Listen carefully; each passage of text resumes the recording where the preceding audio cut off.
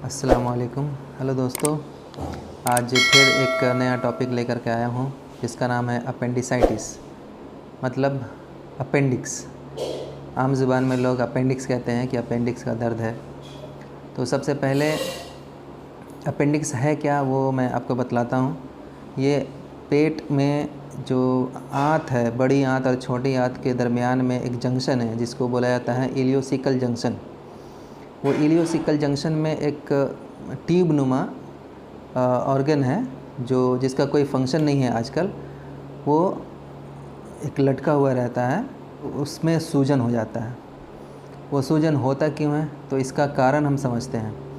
तो मेरे वीडियो में बने रहिएगा।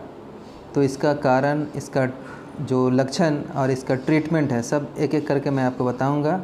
तो आपको समझ में आ जाएगा कि ये अपेंडिक्स कैसे होता है, क्यों होता है और इसका क्या ट्रीटमेंट है। तो सबसे पहले इसका वजह क्या है, अपेंडिक्स क्यों होता है। तो अपेंडिसाइटिस होने का एक कारण है कि जो पैखाना जो होता है सूख जाता है अगर, और एक छोटा छोटा टुकड़ा में टूट करके अगर पैखाना किसी को होता है तो वो छोटा छोटा बारीक टुकड़ा उस ट्यूब नुमा अपेंडिक्स में वो दाखिल हो जाता है और उसको ब्लॉक कर देता है। वो अपेंडिक्स ब्लॉक हो गया।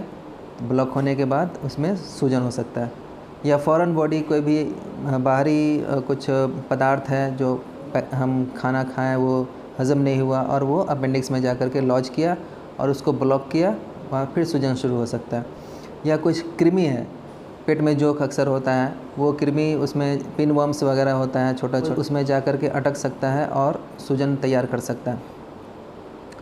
तो इस तरह से ये सब इसका वजह बनता है कि अपेंडिक्स होने का। तो लक्षण में शुरुआती लक्षण जो होता है वो नाभ के चारों तरफ में दर्द होता है। नाभ के चारों तरफ, जिसको हम लोग बेली बटन कहते हैं, नाभ के चारों तरफ दर्द होता है और वो दर्द के साथ बुखार होना, बुखार भी हो सकता है, और उल्टी का तरह लगना ये भी होता है। तो बुखार हुआ, उल्टी हुआ और नाभ के चारों तरफ दर्द हुआ। वो दर्द लास्ट में जा कर के दाहिने तरफ, पेट के दाहिने तरफ लोअर एब्डोमेन में निचली हिस्सा में जा कर के वो दर्द वहाँ रुक जाता है। तो जब हम लोग उसको पाल्पेट करके देखते हैं मैकबर्नीस पॉइंट को, तब वहाँ उसको टेंडरनेस या दर्द वहाँ पर ज़्यादा महसूस होता है।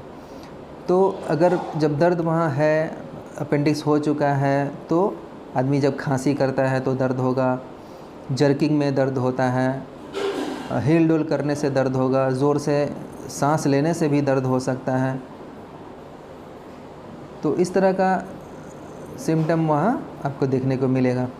फिर आइए, कुछ जांच होता है। तो अगर हम लोग ब्लड टेस्ट करते हैं तो न्यूट्रोफिल्स वगैरह बढ़ा हुआ रहेगा। और अगर अल्ट्रासाउंड अगर करते हैं, अल्ट्रासाउंड में आपका शुरुआती दौर में तो अल्ट्रासाउंड में कुछ पता नहीं चलता है, लेकिन वो प्रोब टेंडर बतलाता है कि इलियोसिकल रीजन में प्रोब टेंडर है, तो हो सकता है कि अपेंडिक्स हो।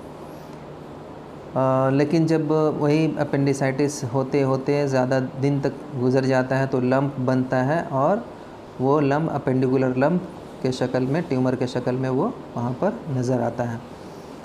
तो ये हुआ आपका लक्षण।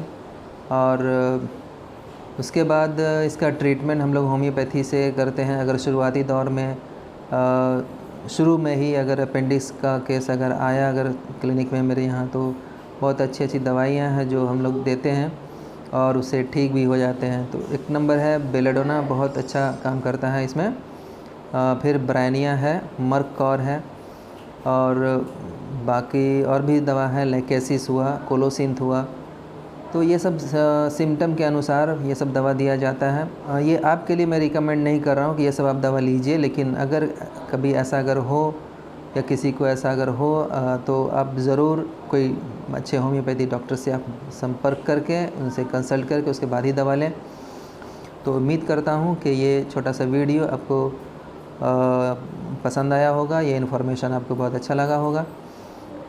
तो इसको आप शेयर भी कर सकते हैं, मेरे चैनल को सब्सक्राइब भी कर सकते हैं। फिर मिलते हैं दूसरे वीडियो में, जब तक के लिए खुदा हाफिज़, शब ख़ैर।